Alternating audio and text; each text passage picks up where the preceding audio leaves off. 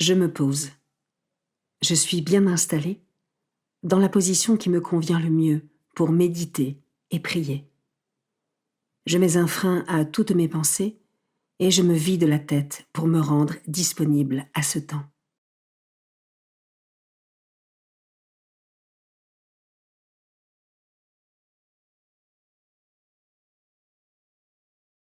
Je me tourne vers Dieu.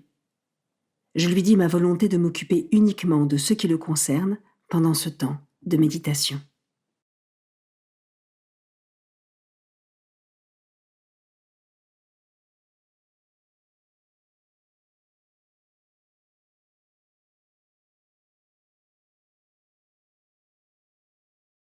Commençons. Évangile de Jésus-Christ selon saint Marc, chapitre 8, versets 27 à 35. En ce temps-là, Jésus s'en alla ainsi que ses disciples vers les villages situés aux environs de Césarée de Philippe. Chemin faisant, il interrogeait ses disciples. Au dire des gens, qui suis-je ?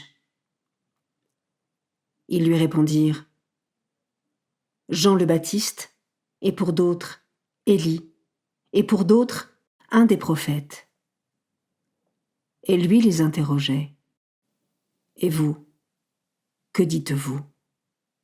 Pour vous, qui suis-je ? Pierre, prenant la parole, lui dit, Tu es le Christ.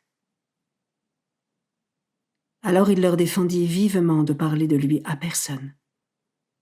Il commença à leur enseigner qu'il fallait que le Fils de l'homme souffre beaucoup, qu'il soit rejeté par les anciens, les grands prêtres et les scribes, qu'il soit tué, et que 3 jours après, il ressuscite. Jésus disait cette parabole ouvertement. Pierre, le prenant à part, se mit à lui faire de vifs reproches. Mais Jésus se retourna, et voyant ses disciples, il interpella vivement Pierre. « Passe derrière moi, Satan.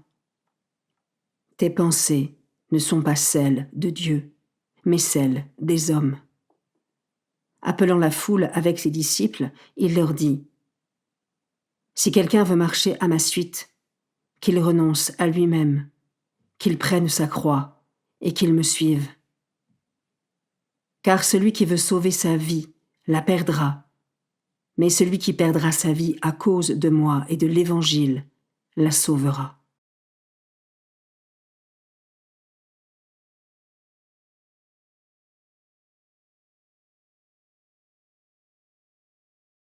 Je commence par méditer ce verset. Et vous, que dites-vous ? Pour vous, qui suis-je ? Quelle serait ma réponse si le Christ me posait la même question ?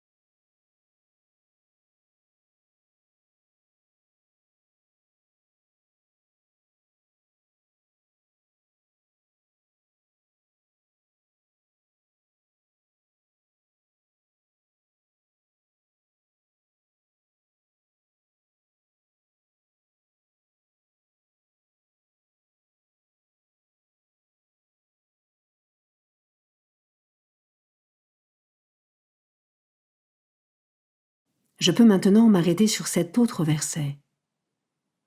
Passe derrière moi, Satan. Tes pensées ne sont pas celles de Dieu, mais celles des hommes. Ai-je conscience du combat spirituel qui s'opère en nous chaque jour et de l'importance de discerner ce qui vient de Dieu et de ce qui vient de l'ennemi ?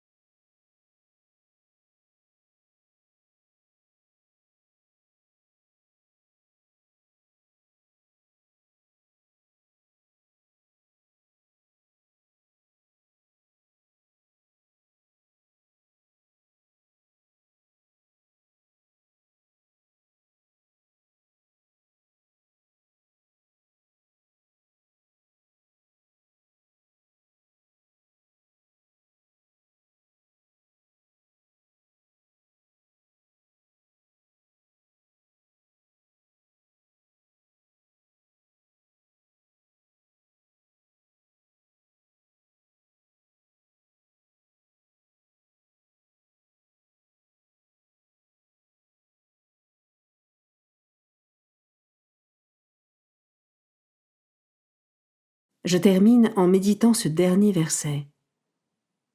Car celui qui veut sauver sa vie la perdra, mais celui qui perdra sa vie à cause de moi et de l'Évangile la sauvera. Dieu nous donne la vie, et il veut nous la donner en abondance. Mettre notre confiance en lui, en nous mettant à sa suite, en nous laissant renouveler par lui, et en acceptant tous les renoncements que cela implique, nous rend profondément libres et heureux.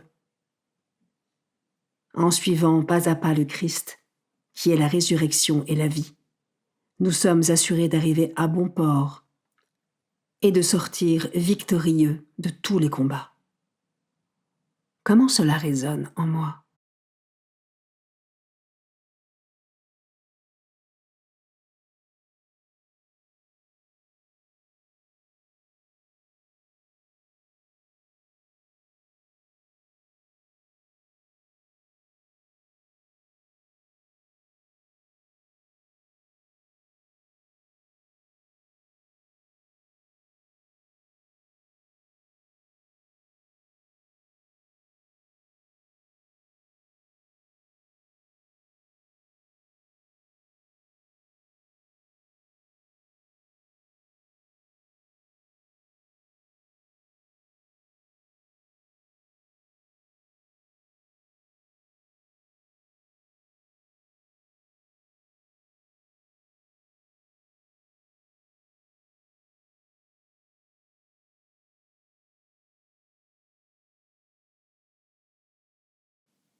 Je conclus ma prière en remerciant Dieu d'avoir été présent pour moi pendant ce temps.